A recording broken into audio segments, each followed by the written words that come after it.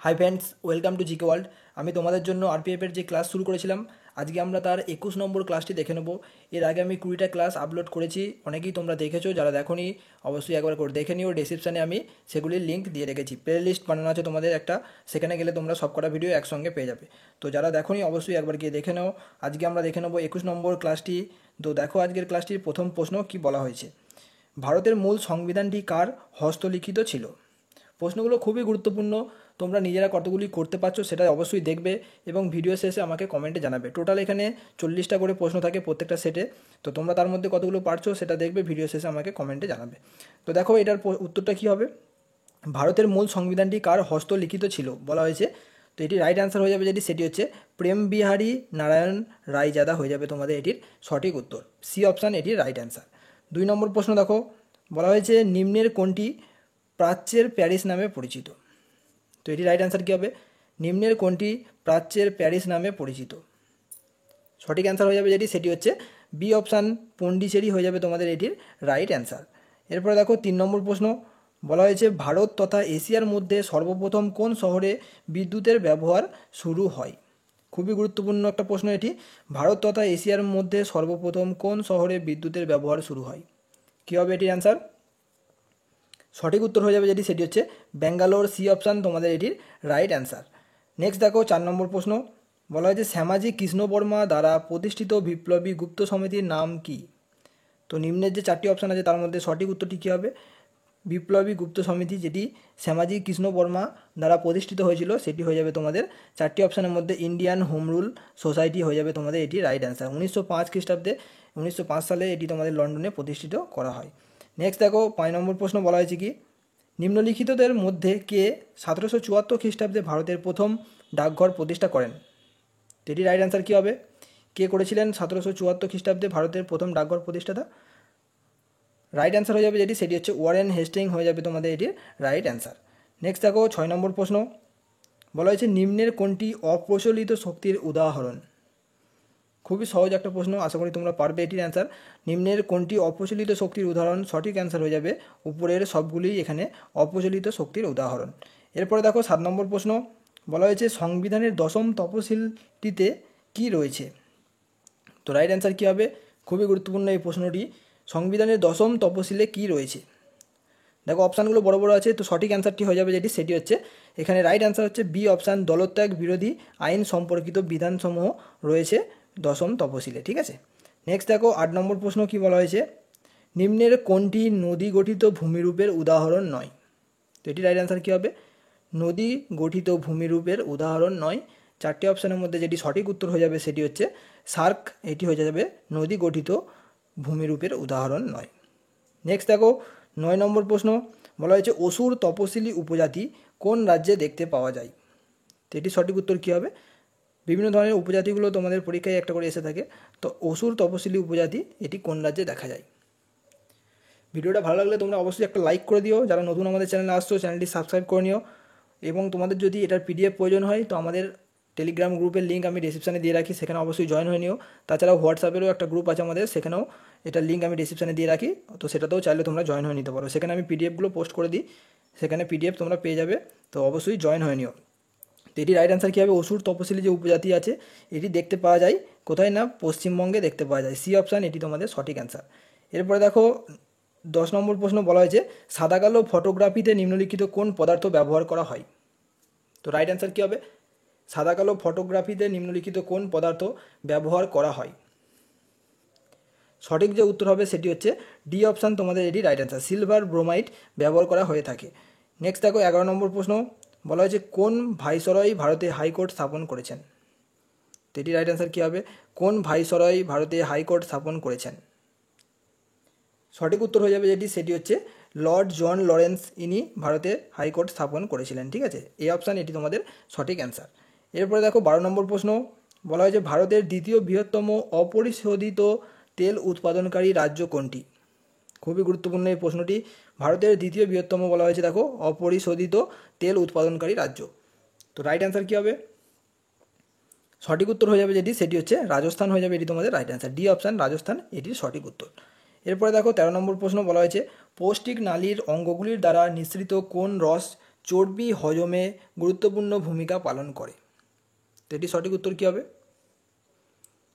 চারটি অপশানের মধ্যে রাইট অ্যান্সার যেটি হয়ে যাবে সেটি হচ্ছে তোমাদের কিনা সি অপশান, এটি তোমাদের সঠিক উত্তর। পিত্তরস ও অগ্নাশয় রস যেটি চর্বি হজম করতে বা হজমে গুরুত্বপূর্ণ ভূমিকা পালন করে থাকে। নেক্সট দেখো 14 নম্বর প্রশ্ন, বলা হয়েছে টোকেন মুদ্রার প্রবর্তন কোন সুলতান করেছিল? কী হবে এটির অ্যান্সার? টোকেন মুদ্রার প্রবর্তন কোন সুলতান করেছিলেন? রাইট অ্যান্সার হয়ে যাবে যেটি সেটি হচ্ছে কিনা মোহাম্মদ বিন তুগলক করেছিলেন টোকেন মুদ্রার প্রবর্তন। তো এটি রাইট অ্যান্সার হয়ে যাবে বি অপশান। নেক্সট দেখো 15 নম্বর প্রশ্ন, খুবই সহজ একটা প্রশ্ন। বলা হয়েছে চাঁদে কোনো বস্তুর ওজন 2 কিলো হলে পৃথিবীতে তার ওজন কত হবে? সবাই পারবে আশা করি এটির অ্যান্সার। রাইট অ্যান্সার হয়ে যাবে যেটি সেটি হচ্ছে সি অপশান, 12 কেজি, এটি তোমাদের সঠিক উত্তর। নেক্সট দেখো 16 নম্বর প্রশ্ন, বলা হয়েছে বাঘ রাজ্য নামে পরিচিত কোন রাজ্যটি? তো এটি কী হবে অ্যান্সার? বাঘ রাজ্য নামে পরিচিত কোন রাজ্যটি? সঠিক অ্যান্সার হয়ে যাবে যেটি সেটি হচ্ছে কিনা মধ্যপ্রদেশ পরিচিত বাঘ রাজ্য নামে। ঠিক আছে, ডি অপশান এটি তোমাদের সঠিক অ্যান্সার। এরপরে দেখো 17 নম্বর প্রশ্ন, বলা হয়েছে আবর্জনা ফেলার ঠেলা গাড়ি কোন শ্রেণীর লিভার? তো এটি রাইট অ্যান্সার কী হবে? সঠিক উত্তরটি হয়ে যাবে যেটি সেটি হচ্ছে এটি দ্বিতীয় শ্রেণীর লিভার, বি অপশান, এখানে এটি তোমাদের সঠিক উত্তর। এরপরে দেখো 18 নম্বর প্রশ্ন, বলা হয়েছে নন্দী পাহাড় কোথায় অবস্থিত?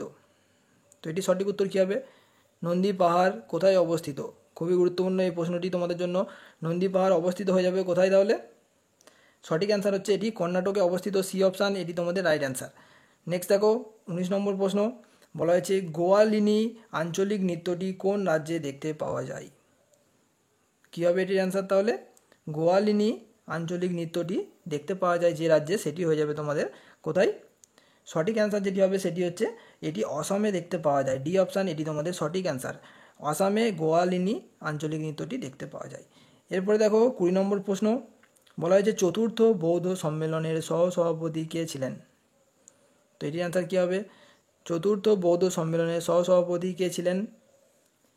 রাইট অ্যান্সার হয়ে যাবে যেটি সেটি হচ্ছে সি অপশান, অশ্ব ঘোষ ছিলেন চতুর্থ বৌদ্ধ সম্মেলনের সহসভাপতি। এরপরে দেখো 21 নম্বর প্রশ্ন, বলা হয়েছে নিচের কোনটি সবচেয়ে ভালো মানের কয়লা? তো এটি রাইট অ্যান্সার কী হবে? নিচের কোনটি সবচেয়ে ভালো মানের কয়লা? সঠিক উত্তর হয়ে যাবে যেটি সেটি হচ্ছে অ্যান্থ্রোসাইট হয়ে যাবে তোমাদের এটির সঠিক অ্যান্সার। ঠিক আছে, ডি অপশান এটির রাইট অ্যান্সার। নেক্সট দেখো 22 নম্বর প্রশ্ন, বলা হয়েছে সয়াবিন উৎপাদনে কোন রাজ্য প্রথম স্থান অধিকার করেছে? তো এটির অ্যান্সার কী হবে? সয়াবিন উৎপাদনে কোন রাজ্য প্রথম স্থান করেছে? সঠিক উত্তর হয়ে যাবে যেটি সেটি হচ্ছে মধ্যপ্রদেশ হয়ে যাবে, এটি তোমাদের সঠিক answer, A option, Madhya Pradesh soybean উৎপাদনে প্রথম স্থান অধিকার করেছে। নেক্সট দেখো এরপরে 23 নম্বর প্রশ্ন, বলা হয়েছে বৃহৎ কথামঞ্জুরি বইটির লেখক কে ছিলেন? তো এটির রাইট অ্যান্সার কী হবে? বৃহৎ কথামঞ্জুরি বইটির লেখক কে ছিলেন? সঠিক অ্যান্সার হয়ে যাবে যেটি সেটি হচ্ছে এই বইটির রচয়িতা হচ্ছেন ক্ষেমেন্দ্র, সি অপশান, এটি তোমাদের রাইট অ্যান্সার। ঠিক আছে, ক্ষেমেন্দ্র হয়ে যাবে এটির সঠিক অ্যান্সার। নেক্সট দেখো 24 নম্বর প্রশ্ন, বলা হয়েছে জ্যোতির্বিদ্যায় ব্যবহৃত সবথেকে বড় একক কোনটি? তো এটি সঠিক অ্যান্সার কী হবে? জ্যোতির্বিদ্যায় ব্যবহৃত সবথেকে বড় একক যেটি হয়ে যাবে সেটি হয়ে যাবে পারসেক, ডি অপশান, এটি তোমাদের সঠিক অ্যান্সার। এরপরে দেখো 25 নম্বর প্রশ্ন, বলা হয়েছে কোন কমিটির সুপারিশের সংবিধানের মৌলিক কর্তব্য যুক্ত করা হয়? তো এটি রাইট অ্যান্সার কী হবে? কোন কমিটির সুপারিশের ভিত্তিতে সংবিধানে মৌলিক কর্তব্য যুক্ত করা হয়? রাইট অ্যান্সার যেটি হবে সেটি হচ্ছে কি তাহলে? এটি বি অপশান হয়ে যাবে তোমাদের সঠিক অ্যান্সার। ঠিক আছে, শরণ সিং কমিটির সুপারিশে তো এই তোমাদের যে মৌলিক কর্তব্যগুলো ছিল সেগুলো যুক্ত করা হয়েছিল 42তম সংবিধান সংশোধনীতে 1976 সালে। নেক্সট দেখো 26 নম্বর প্রশ্ন, বলা হয়েছে বিশ্ব থ্যালাসেমিয়া দিবস কবে পালিত হয়? তো এটির অ্যান্সার কী হবে? থ্যালাসেমিয়া দিবস, বিশ্ব থ্যালাসেমিয়া দিবস পালন করা হয়ে থাকে কবে?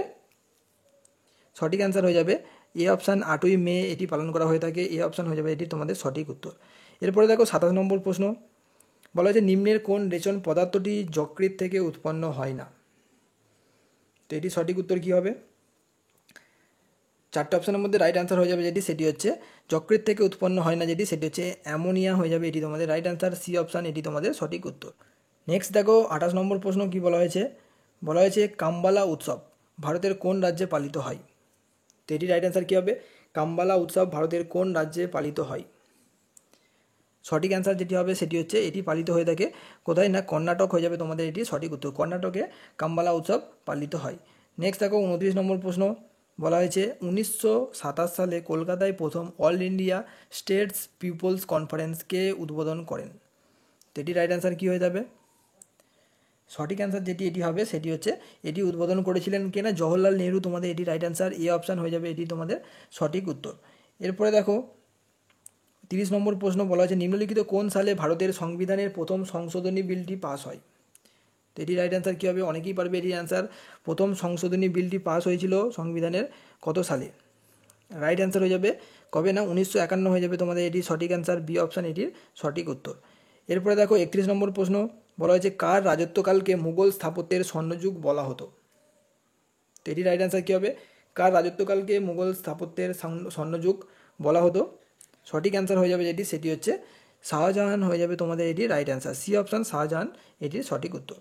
এরপরে দেখো 32 নম্বর প্রশ্ন বলা হয়েছে 1911 সালে জাতীয় কংগ্রেসের কলকাতা অধিবেশনের সভাপতি কে ছিলেন। তো এটি রাইট অ্যান্সার কী হবে? 1911 সালে জাতীয় কংগ্রেসের কলকাতা অধিবেশনের সভাপতি যিনি ছিলেন ওনার নাম হয়ে যাবে নারায়ণ ধর, ডি অপশান এটি তোমাদের রাইট অ্যান্সার। এরপরে দেখো 33 নম্বর প্রশ্ন বলা হয়েছে মেসোস্ফিয়ারের পরবর্তী স্তরটির নাম কি। খুবই সহজ একটা প্রশ্ন দিয়েছি এটা দেখো, মেসোস্ফিয়ারের পরবর্তী স্তরটির নাম কি। রাইট অ্যান্সার হয়ে যাবে যেটি সেটি হচ্ছে থার্মোস্ফিয়ার, এটি তোমাদের সঠিক অ্যান্সার। ঠিক আছে, বি অপশান থার্মোস্ফিয়ার হয়ে যাবে তোমাদের এটির সঠিক অ্যান্সার। ওজোন স্তর যেটা অতিবেগুনি রশ্মি শোষণ করে এই স্তরেই তোমাদের দেখতে পাওয়া যায়। ঠিক আছে, নেক্সট দেখো 34 নম্বর প্রশ্ন বলা হয়েছে পারমাণবিক চুল্লিতে প্রশমক হিসাবে কোন পদার্থ ব্যবহার করা হয়। এই প্রশ্নটা খুবই গুরুত্বপূর্ণ, সামনের পরীক্ষায় অবশ্যই তোমরা দেখতে পাবে এই প্রশ্নটা।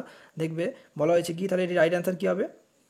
পারমাণবিক চুল্লিতে প্রশমক হিসাবে ব্যবহার করা হয়ে থাকে যেটি সেটি হচ্ছে D2O ও গ্রাফাইট উভয়ই ব্যবহার করা হয়ে থাকে। ঠিক আছে, ভারী জল ও গ্রাফাইট উভয়ই ব্যবহার করা হয় এই পারমাণবিক চুল্লিতে প্রশমক হিসাবে। ঠিক আছে, নেক্সট দেখো 35 নম্বর প্রশ্ন বলা হয়েছে সূর্যের তাপে পাহাড়ে ঢাকা বরফ একসাথে গলে না কেন।